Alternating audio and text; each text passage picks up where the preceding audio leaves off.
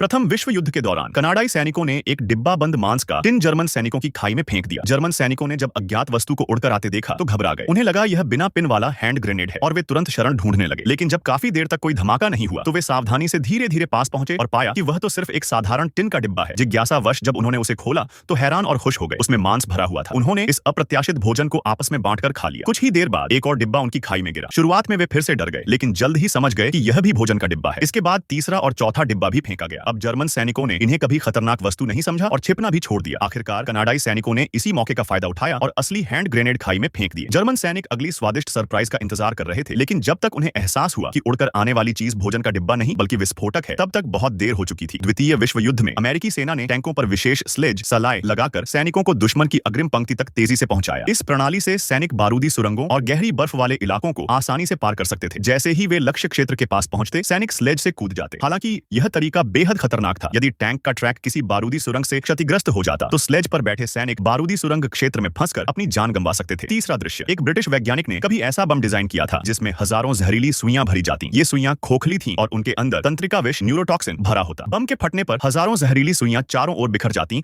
और त्वचा में चुभककर सीधे झर रक्त में पहुंचा देती। इस जहर का असर इतना घातक था कि पीड़ित 1 घंटे के भीतर मर जाता। लेकिन इस बम की लागत बहुत अधिक होने के कारण यह परियोजना कभी लागू नहीं हो सकी।